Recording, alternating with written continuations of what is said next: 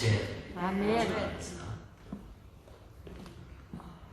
오늘은 우리가 인생을 살면서 삶의 우선순위를 우리가 어디에 두면 가장 좋겠는가, 의미 있는 제목을 두고 우리 함께 주신 말씀을 통해서 은혜를 나누기를 원합니다.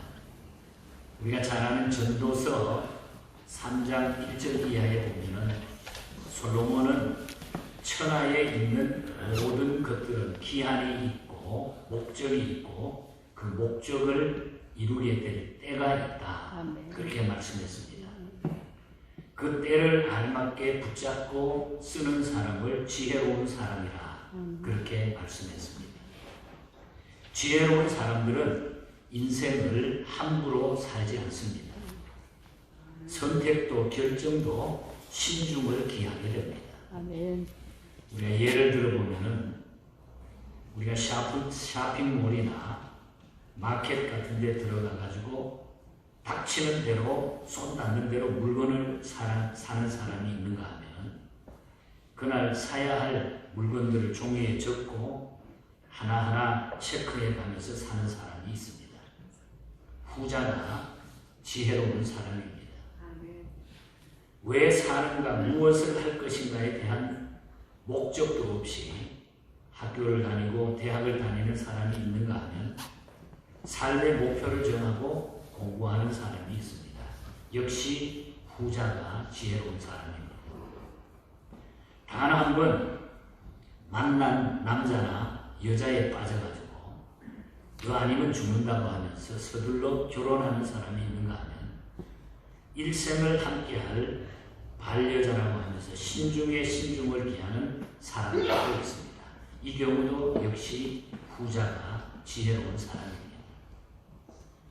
너무 서둘러 쉽게 헤어지는 사람도 있고 지나치게 신중을 기하다가 노총각, 노처녀가 된 사람들도 있습니다. 그러나 중요한 일은 성취되도록 서두르고 결단해야 된다는 것입니다. 미적거리거나 미루면 안 된다는 것입니다. 중요한 일은. 마태복음 13장 44절 이하에 보면 어떤 사람이 남의 밭에 가서 일을 하다가 그 땅 속에 묻혀있는 보화를 발견하게 돼요. 그래서 그는 그날 일이 끝나고 즉시 집으로 돌아가가지고 자기 소유를 다 팔아가지고 돈을 마련한 후에 그 밭을 샀습니다. 동네 사람들은 저 사람이 정신 돌았나? 왜 저렇게 비싼 값에 돈을 주고 저 보잘것없는 저 밭을 샀는가? 손가락질 했지만은 그는 기뻐했다고 즉시 결단을 했던 것입니다. 역시 마태복음 13장 45절 이하에 보면 세상에서 가장 값진 진주를 찾아 나선 사람이 있었습니다. 그 소망은 이 세상에서 가장 아름답고 귀한 진주를 구하는 것이었어요. 그러던 어느 날 보석 가게에 막 지나가는데 바로 그가 찾던 진주를 거기서 발견하게 됩니다. 46절에 가서 보면 가서 자기의 소유를 다 팔아 진주를 샀느니라. 자기가 찾던 그 진주를 자기 집에 있는 모든 것도 다 팔아가지고 그 진주를 샀다고 했습니다. 집을 팔고 소유를 팔아서 밭을 사고 진주를 산 이 두 사람의 경우는 중요한 가치를 발견했을 때에 주저하지 않고 그것을 샀다고 하는 것입니다. 소유보다 그것들이 더 중요했기 때문인 것입니다. 여기서 말하는 보화나 진주는 복음 곧 예수 그리스도를 의미하고 있는 것입니다. 오늘 본문 마태복음 4장 18절에서 22절까지의 내용은 예수님께서 갈릴리 바닷가에서 어부들을 제자로 부르신 그런 이야기입니다. 그날 갈릴리 바다에서 부르신 제자들은 네 사람인데 베드로, 안드레, 요한, 야고보였습니다. 그들을 부르시는 것과 그들이 예수님의 부르심에 대답하고 따라 나선 장면을 우리가 깊이 살펴볼 필요가 있습니다. 18절에 보면은 그들은 그들의 바다에 그물을 던지고 있었다고 했습니다. 바다에서 그물을 던지고 있었다고 했습니다. 어부는 바다가 일터이고 삶의 현장입니다. 갈릴리 바다에는 아무 때나 고기 잡히는 것이 아니었습니다. 고기 잡힐 때를 맞춰서 그물을 던져야 합니다. 그리고 고기를 잡지 못하면 먹고 사는 일이 큰 타격을 받게 됩니다. 왜? 직업이 어부였기 때문에. 그래서 그들은 때를 맞춰 고기 잡는 일에 최선을 다했습니다. 만일 베드로와 안드레 형제가 먹고 놀기를 즐겼다든지 부모로부터 물려받은 유산으로 향락을 일삼는 사람이었다고 하면은 절대로 그들을 우리 주님께서는 부르지 않았을 것입니다. 성경을 보면은 주님이 쓰실 사람을 부르는 몇 가지 공식이 있다는 것입니다. 주님께 쓰임받는 사람들은 몇 가지 공식이 반드시 있다. 여기에 우리의 삶의 우선순위가 주어진다는 것이죠.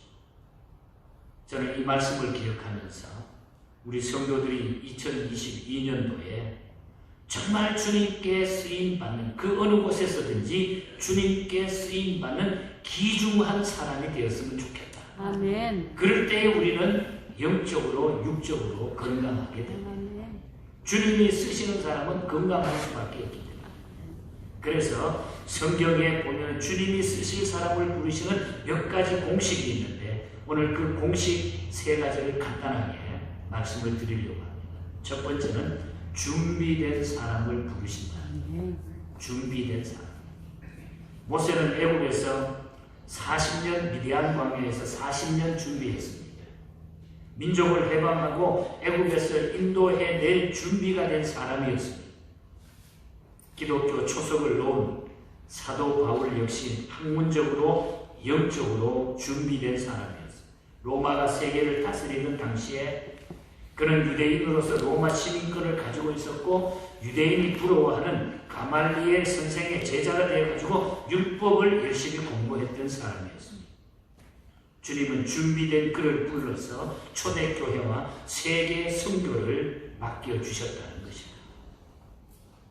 그래서 우리는 하나님 앞에 언제나 준비하는 자가 되어야 돼요.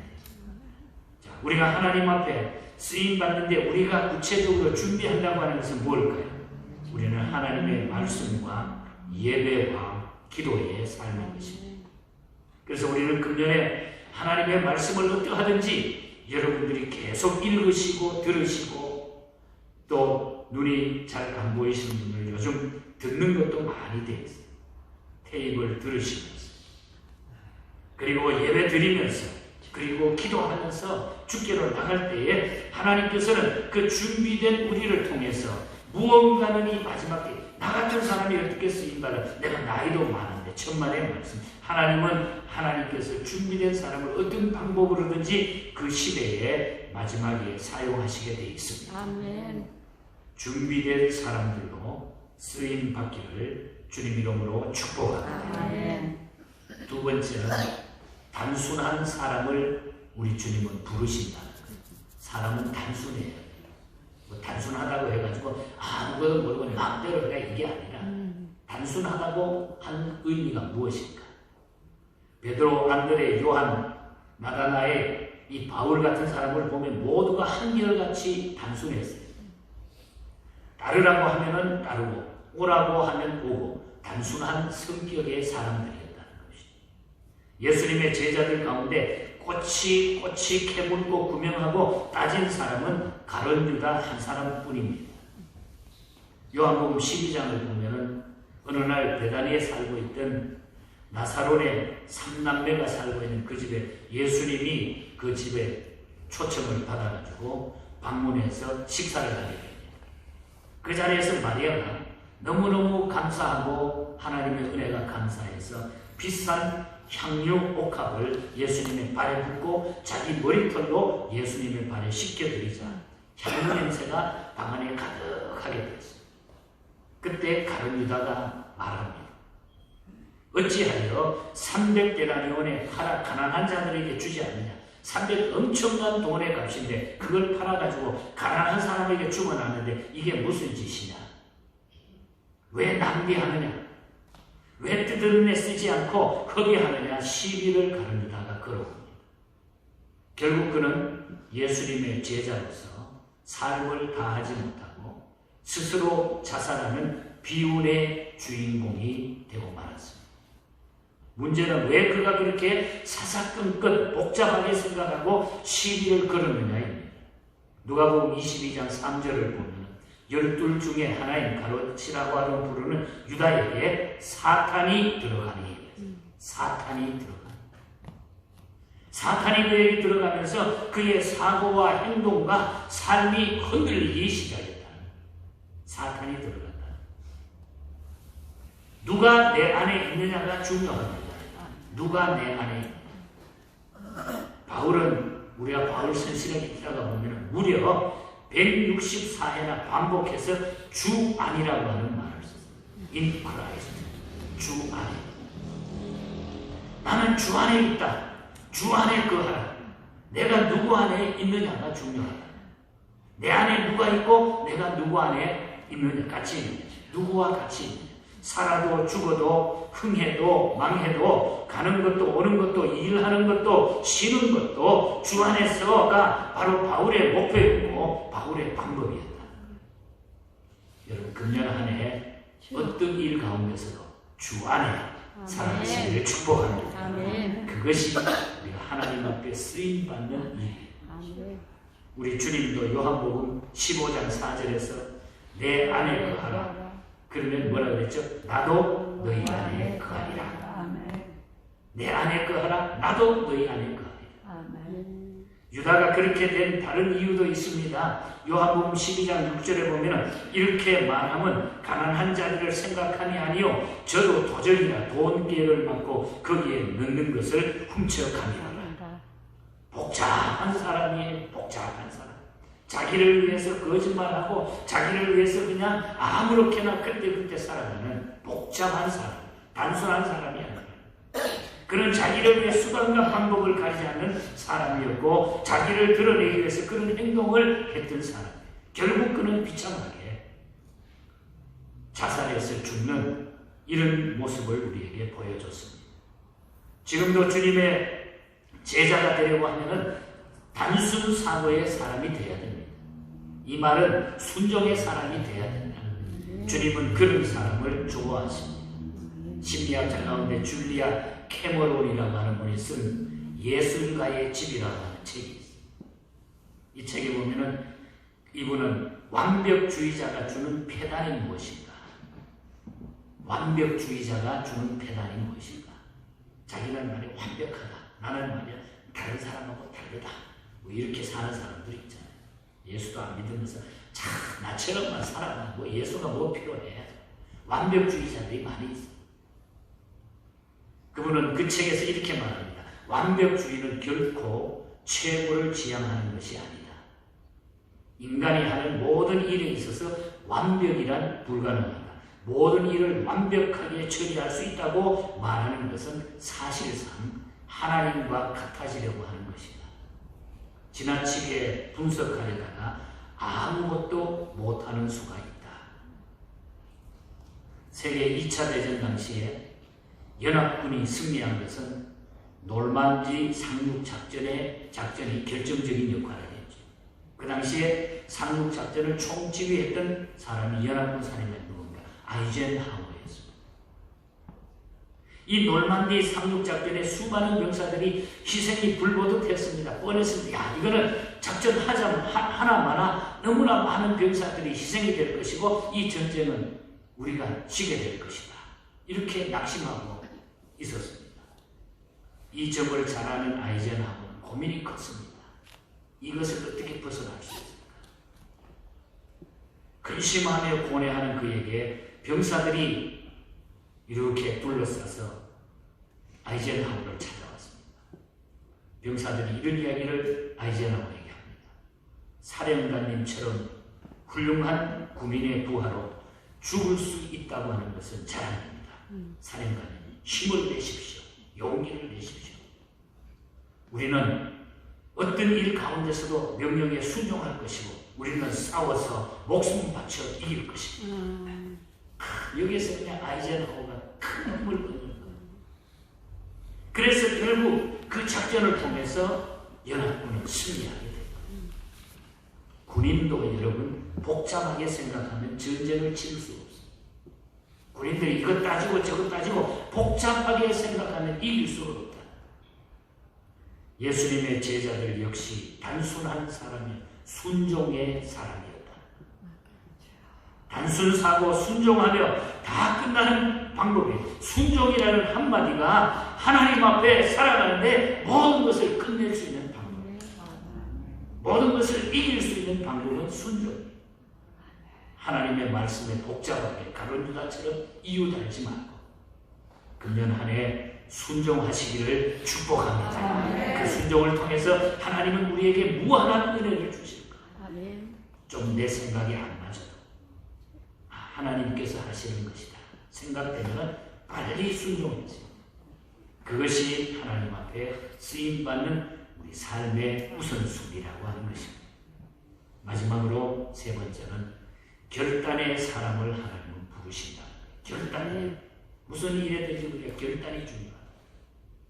마태복음 4장 20절을 보면은 저희가 곧 그물을 버려두고 예수를 쫓으니라. 오늘 본문에 보면 그물을 버려두고 예수를 쫓으니라. 그리고 22절을 보면은 야고보와 요한 형제를 부르셨는데 저희가 곧 배와 부친을 버려두고 예수를 쫓으니라. 부르심 받은 어부들은 그물도 버리고 배도 버리고 부친도 버리고 곧 즉시 따라 나섰다 하는 그런 얘기죠. 부부 생활 그만두고 가정도 버리고 직장도 버리고 회사도 버리고 하던 공부도 다 때려치우고 예수를 따라 나선다고 하면 어떻게 될까요? 그리고 그것은 바람직할까요? 아마 두 가지 정도의 대답이 묶어서 나올 거예요. 두 가지 답이 나올 줄 알아요. 하나는 주님이 부르시면 그렇게 해야 한다 하는 이 대답이 가능할 것이고, 또 그런가 하면 다른 하나는 무슨 소리, 예수 믿어도 제정신으로 믿어야지 미치광이가 되란 말이냐, 다 버리고 뭘 먹고 어떻게 살란 말이냐 하는 이런 대답도 나올 수가 있다는 거예요. 그러나 여러분 걱정하지 마시기 바랍니다. 예수님은 모든 사람들에게 다 버리고 나를 쫓으라고 말씀하지 않으십니다. 다 버리고 나를 쫓으라 이렇게 말씀하지 않는 거예요. 그리고 베드로, 안드레, 야고보, 요한의 경우도 보면은 예수님께서 그들에게 배를 버려라, 그물을 버려라, 가족을 버리라고 말씀하신 일이 없습니다. 주님은 나를 따르라고 했을 뿐 그들 자신이 그물과 배를 버리고 예수님을 따른 것입니다. 이유는 간단해요. 중요한 얘기입니다. 절대 가치를 선택하고 나면은 상대 가치는 별 의미가 없어집니다. 중요한 얘기. 절대 가치를 선택하고 나면은 상대 가치는 별 의미가 없어집니다. 그들은 자기들을 부르시는 예수님이 어떤 분이신가를 알았습니다. 그리고 예수님이 맡기시는 일이 얼마나 가치 있고 보람된 일인가를 발견했습니다. 다시 말하면 그물보다 배보다 혈연보다 예수가 더 중요한데 절대 가치라는 것을 깨달았기 때문에 그들은 결단할 수 있었다는 거죠. 그때 그물과 배와 아비를 놔둔 채 예수님을 따라 나섰던 베드로와 요한을 우리가 예로 한번 들어볼까요? 그 후에 어떻게 됐습니까? 이 사람들이, 베드로는 어부입니다. 그가 예수님의 부르심을 받지 못했다고 하면은 이름 없는 어부로서 살다가 그냥 그저 무명의 이름으로 세상을 떠났을 것입니다. 그러나 그는 부르심을 받은 후에 삶이 변했습니다. 초대 기독교의 지도자가 되었습니다. 수많은 기적을 해내는가 하면 베드로 전후서를 집필했고, 그리고 로마에서 순교의 잔을 마시는 놀라운 하나님의 역사와 하나님의 사역자로 지금까지 우리에게 전해주고 있습니다. 요한도 마찬가지입니다. 어부였습니다만 주의 제자가 된 후에 요한복음과 요한 1, 2, 3서와 요한계시록의 집필자가 됐고 순교자의 반열에 들어가게 됩니다. 만일 모세가 부름받지 못했다고 한다고 하면 미디안 광야에서 양을 치는 목축어가로 살다가 그냥 그때에 그것으로 끝났을 것입니다. 이쯤에서 그들이 모든 것을 버려두고 주님을 따른 것이 미련한 짓이었는가? 아니면은 탁월한 선택이었는가 드러납니다. 그들은 결코 손해보지 않았습니다. 그들의 선택은 결코 미련한 선택이 아니었다는 얘기입니다. 심리학자의 말을 빌리면은 자기가 할 일을 하지 않고 미적거릴 때에 엄청난 양의 에너지가 소모된다. 우리가 꼭 해야 될 일을 미루고 하지 않을 때에 미적거릴 때에 엄청난 양의 에너지가 나에게 소모된다. 좋은 일을 미루고 미적거리는데도 엄청난 에너지가 소모된다는 사실을 우리가 주목해야 된다는 거죠. 삶의 우선순위가 있습니다. 어떤 것을 중요하게 여기느냐, 어떤 일을 먼저 하느냐에 따라 그 사람의 삶의 태도와 질이 완전히 달라지게 되어 있어요. 어부들에게 그물은 먹고 사는 생활 수단입니다. 아주 중요하죠. 그러나 그들이 그물을 버렸기 때문에 굶어 죽거나 헐벗은 일이 없었습니다. 어부들에게 배는 전 재산과 같습니다. 그러나 배를 버렸기 때문에 길거리로 안전하거나 노숙한 일이 없었습니다. 부모와 헤어졌습니다만 그들이 불효했거나 폐륜화가 되는 것이 아니었습니다. 함께 살면서 한 지붕 안에 있으면서 부모를 괴롭히고 부모의 가슴을 멍들게 하는 폐륜화에 비하여 가장 소중하고 고상한 일을 위해서 부모 곁을 떠나는 사람들은 오히려 효자가 아닐 수가 없다는 것입니다. 군대에 입대하고 결혼하고 유학 때문에 부모 곁을 떠나는 자식을 불효자, 폐륜하고 말하는 사람은 없습니다. 하물며 세계 선교의 비전과 인간 구원을 위해 가지고 사람 남는 어부가 되겠다면서 예수님을 따라 나선 사람들을 누가 왜 비난할 수 있으며 폄하할 수 있겠습니까? 마태복음 19장 16절 이하를 보면 돈 많은 청년 부자가 하루는 예수님을 찾아와 가지고 예수님과 대화를 합니다. 그에게 예수님은 이것저것 이야기 들었는데 내가 가서 내 소유를 팔아서 가난한 자들에게 주라. 그리하면 하늘의 보화가 내게 있느니라. 그리고 와서 나를 쫓으라. 청년 부자에게 예수님은 그렇게 이야기해 줬습니다. 내가 가진 땅의 보화를 팔아서 하늘의 보화를 사라. 그렇게 예수님이 이야기하셨다. 그러나 마태복음 19장 22절을 보면 청년이 재물이 많으므로 이 말씀을 듣고 근심하며 가니라. 그리고 23절을 보면 내가 진실로 너희에게 이르노니 부자는 천국에 들어가기가 어려우니라. 또 24절에 보면 다시 너희에게 말하노니 낙타가 바늘 끼고 들어가는 것이 부자가 하나님 나라에 들어가는 것보다 쉬우니라. 그날 이후 그 청년 부자가 어떻게 되었는지 전혀 성경에 언급이 없습니다. 하지만 베드로, 요한, 안드레, 야고보는 기독교 2000년 동안 그리고 기독교 복음이 들어가는 곳마다 그 이름과 한 일들이 전파된 것입니다. 이유는 삶의 우선순위를 바로 잡았기 때문인 것입니다. 오늘 결론 말씀입니다. 마태복음 6장 33절에는 너희는 먼저 그의 나라와 그의 의를 구하라. 그리하면 이 모든 것을 너희에게 더하시리라. 몇 주 전에 우리 일간 신문에 종교란에 보니까 바이블 게이트웨이가 선정한 금년에 가장 많이 읽은 성경이 어디고 가장 좋아하는 성경, 가장 중요하게 성경을 중요한 구절로 삼는 것이 어떤 것인가? 그걸 통계를 해서 봤는데 그것이 바로 마태복음 6장 33절이에요. 정말 감사해요. 2021년도가 그렇게 어려운데도 가장 많이 읽고 가장 기억하고 가장 사랑받는 말씀이 이 말씀이었다는 거죠. 어려운 중에도 너희는 먼저 그의 나라와 그의 의를 구하라. 그리하면 이 모든 것을 너희에게 더하시라. 우선순위만 바로 잡으면 다른 것들은 그냥 주신다는 거예요. 아멘. 하나님 앞에 우선순위를 바로 정하는 자에게는 하나님이 그 다음에 필요한 모든 것은 다 그냥 주시는 거예요. 공짜로 주시는 거예요. 우선순위가 중요하다. 우선순위를 바로 정하십시오. 아멘. 예수 먼저, 나는 다음. 아멘. 예수 제일, 나는 두 번째.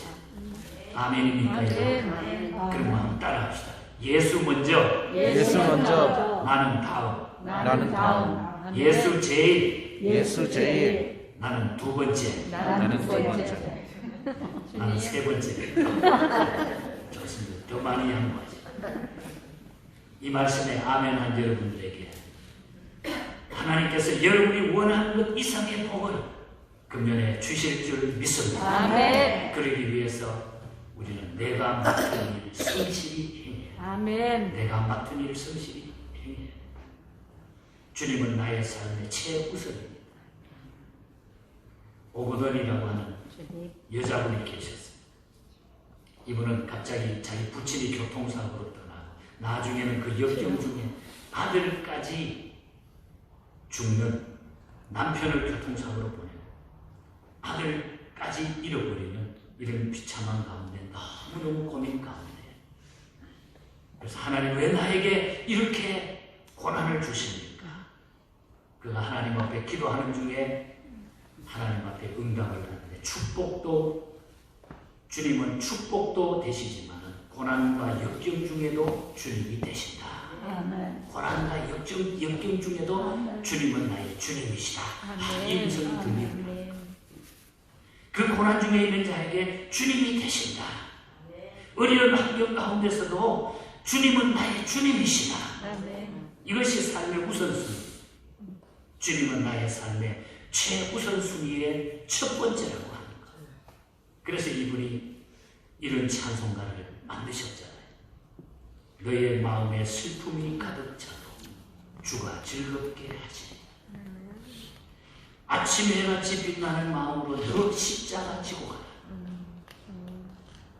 3절에 보면 내가 맡은 일 성실히 행할 때에 주님 앞에서 상 받으리.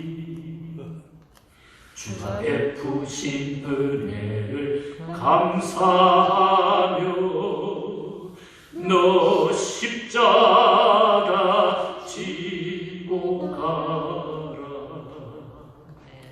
즐거운 마음으로 십자가 지고 가라. 내가 기쁘게 십자가 지고 가며 슬픈 마음이 위로받네. 남편을 잃어버리고 아들을 잃어버린 여자분, 고난도 하나님이 나에게 주신 최고의 축복이다. 만드셨던 찬송이에요. 이 찬송이 여러분에게 위로가 되시고 삶의 우선순위를 잘 정하셔서 금년에 하나님이 주시는 복을 누리면서 우리 하나님 앞에 귀하게 쓰임받는 우리 교회와 우리 모두가 되시기를 주님 이름으로 간절히 축복합니다. 하나님 아버지 감사합니다. 인생을 살면서 무엇이 가장 중요한 것인가를 오늘 말씀을 통해서 다시 한번 저희들이 새겨사오니 그저 또 새해이기 때문에 한번 들었다는 이야기로 놓치는 것이 아니라 우리의 삶에 꼭 결심하고 결단할 수 있는 말씀이 되게 하여 주시옵소서. 우리가 고백한 대로 예수님 먼저, 나는 두 번째.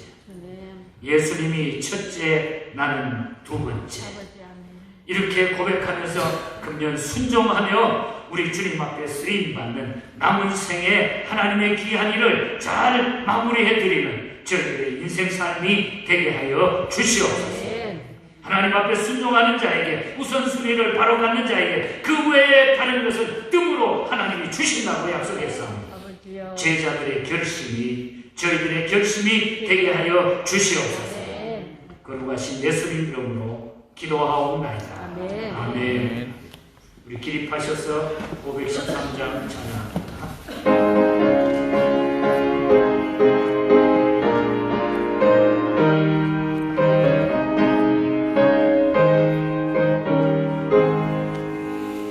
너의 마음에